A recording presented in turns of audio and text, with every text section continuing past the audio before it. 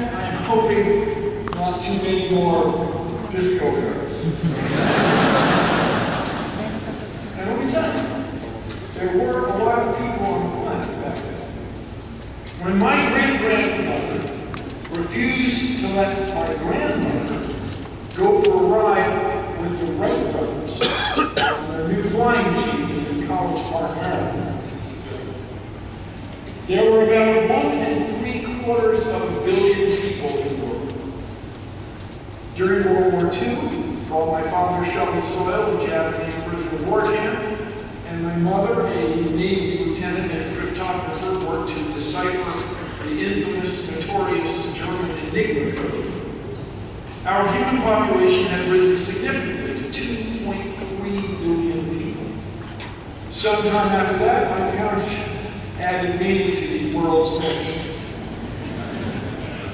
Then as a boy in New York City, in the World's Fair in 1965, I remember well a large display, a tote board depicting the world's population. It fascinated my family. It was like the anticipation of watching all the numbered lines change to zeros when the car's odometer hits 100,000 miles. While I was there, the world's population changed from 2,999,999,999 people to 3 billion humans on Earth.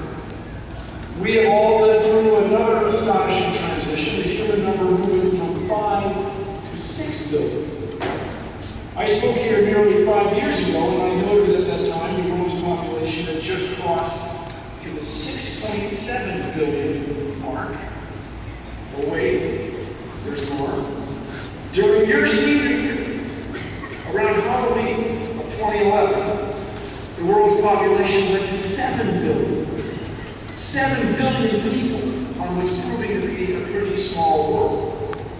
Oh wait, there's still more. By the time you graduates reach your 30th second, when you're 31 in a little over 6 months, we will probably be around 9 billion people. Well on our way perhaps to even 12 billion people on Earth. Not only is the world changing by the thousands of millions, it's changing by the millions. Students today, along with nearly everyone here, were born to the Earth's atmosphere, rounding to just one significant digit, held about 0.03%. And I'll do the exponents for you. That's 300 parts per million of carbon dioxide. Today it is 0.04%, 400 parts per million. And that's in your lifetime. These are fractions, parts of millions. Nevertheless, this tiny change in what first may seem like an insignificant gas in an insignificant portion of our atmosphere is changing the world. When I was working on the Science Guy show years ago, I did a few bits about that relatively recent discoveries concerning anthropogenic or human-made climate change. It seemed like a distant, albeit looming concern.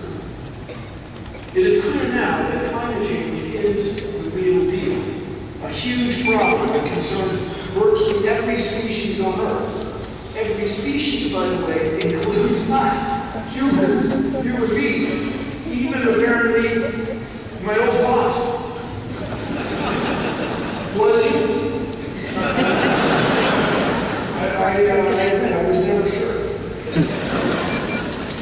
If we had an extraordinary car over the road that could ride on an extraordinary road, a thoroughfare that somehow went straight up through the atmosphere, we could be in outer space in about 2 hours of highway driving. It's not far, because our planet's atmosphere, its layer of air, is so extraordinarily thin. It is this convergence of the burgeoning human population with a remarkably thin layer of air that is warming our world. It's the challenge for you and your classmates as you step out into the world.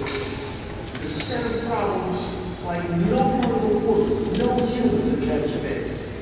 But I'll tell you what, I think as RIT graduates, you are up to it. You can do this. We want you, dare I say it, change the world! Environmentalists have said, or whined, for decades, don't waste so much paper, don't drive so many miles, don't use so much clean water, do your part,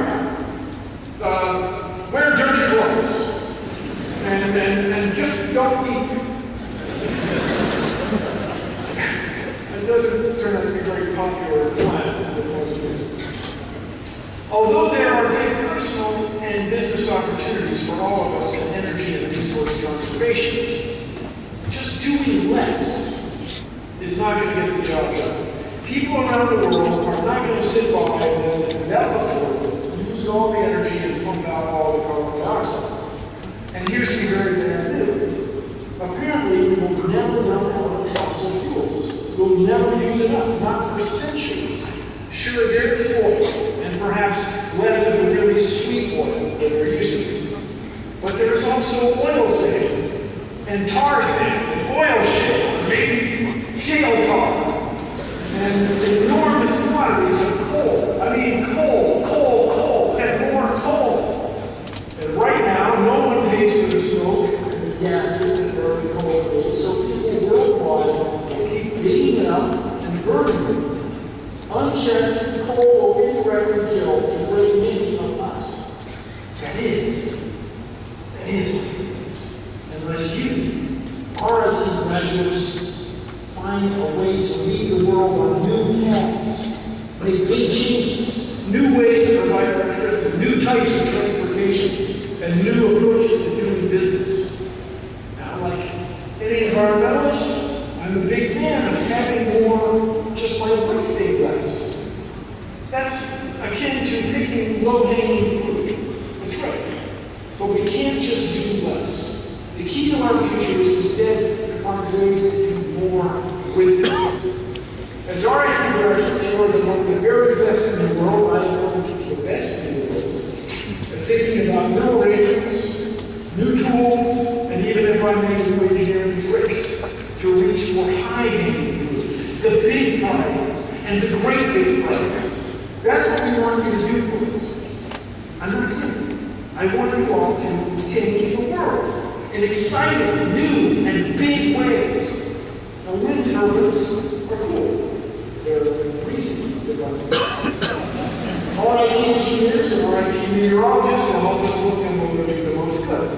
That's great. Solar panels, like the one that we never wanted to watch, go back almost 100 years.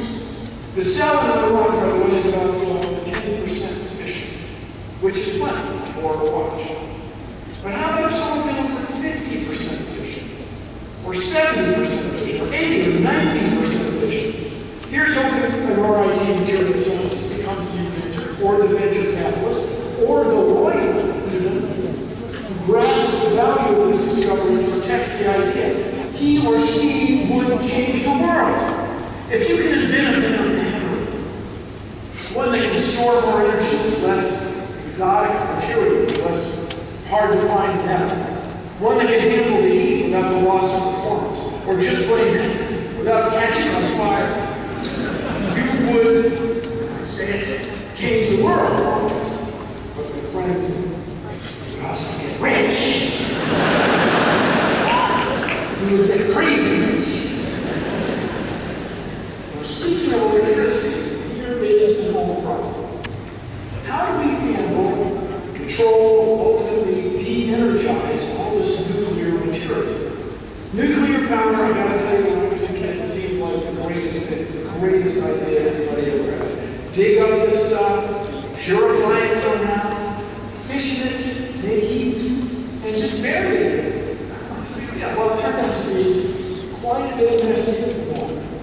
And along with the devastation it had for Fukushima power, keep in mind that nuclear power, instead of being this panacea that's going to save the world, is turning out to be the most expensive way yet devised to boil water.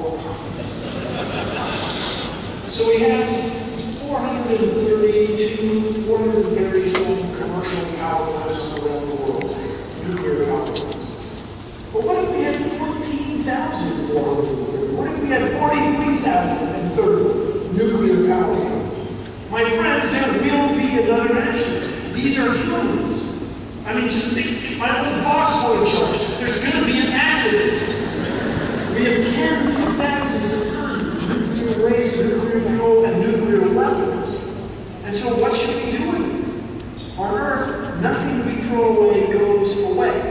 It's a problem that we, my generation, has ignored for the most part.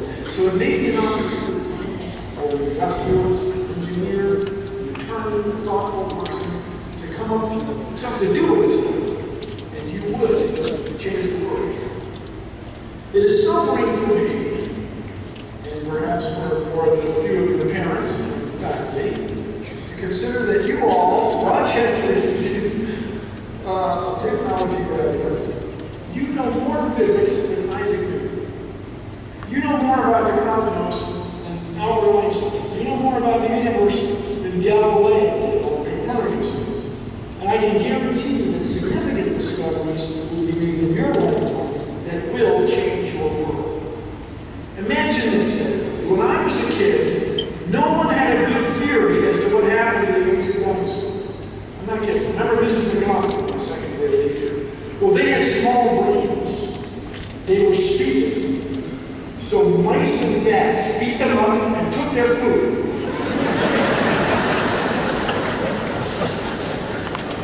Really?